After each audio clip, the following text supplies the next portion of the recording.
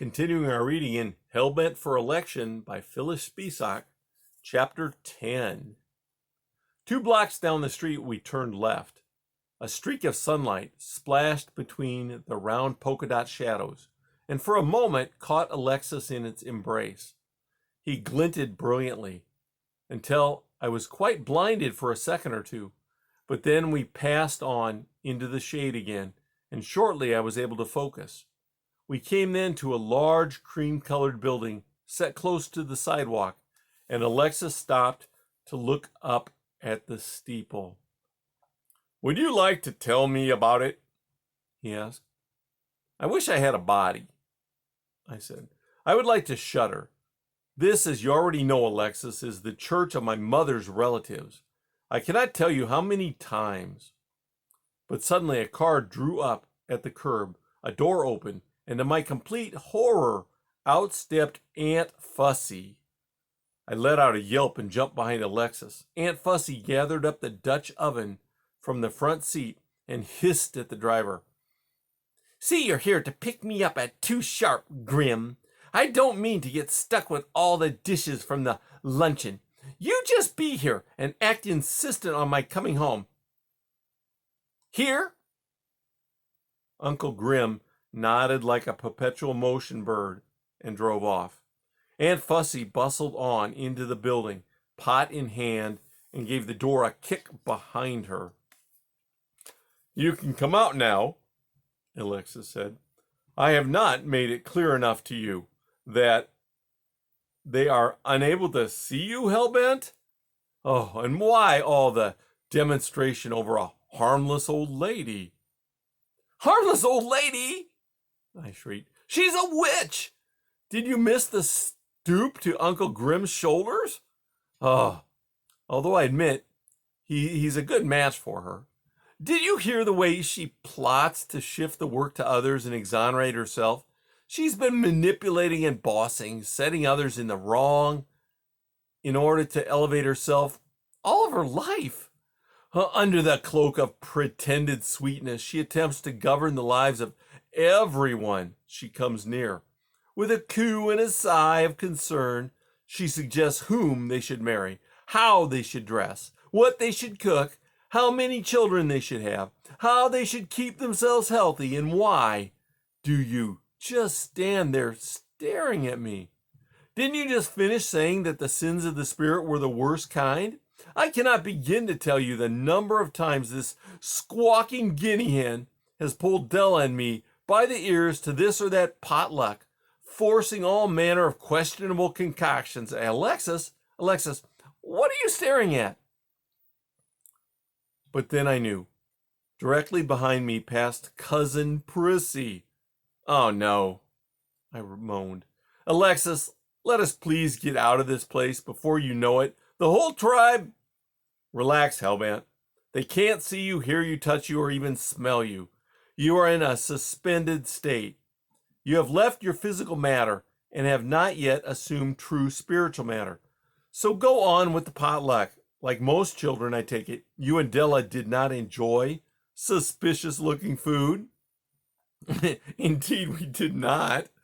Della would whisper, wrinkling her nose at each casserole she was made to try. "I wish I had a hot dog." For in those days, with our parents living lewdly and loudly, hot dogs were our mainstay. But of course, all this wish got her was a sound kick in the shin beneath the table. Alexis chuckled. "That sounds normal," he said. "Normal?" I roared. "Then I would say that normality needs a good revision. To kick a child for honesty, to try to pass off dishonesty as good manners? Besides, you should have heard Aunt Fussy once. She was out of earshot. Oh, she would pucker and sniff and say, 'Grim, don't you agree that the pie crust was tough as corrugated cardboard? And that rice was cooked to the consistency of laundry starch, to be sure. And the gravy was thickened brine.' And Uncle Grim would shake his head dolefully and whine, 'We must not expect happiness in this world, Fussy. Only in the next, only in the next, only in the next.' We must bear the burdens of today and look to tomorrow. His remarks were always irrelevant, so Aunt Fussy always took them to mean whatever she wished. You're quite right, Grim, she would say. The thing for me to do is to be charitable. In the morning I shall call each of those ladies and give her my recipe, the one the church has used for these many years. Alexis shook his head. You are beginning to make more sense, he admitted. Go on.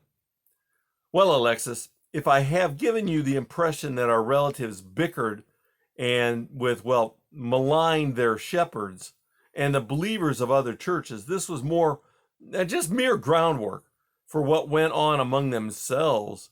In the matter of food, for instance, Aunt Fussy and her cohorts had a perpetual competition going as to which of them should swoop down upon the younger or newer lady member and hand out the denominational recipes, so that, Aunt Fussy would purr, all the barbecue will taste alike, dear.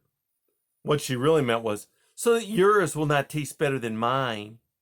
And of course, the same held true of gelatin salads, Christmas cookies, tuna casseroles, and most of all, denominational chili. In fact, that was what she had in the pot she just carried in.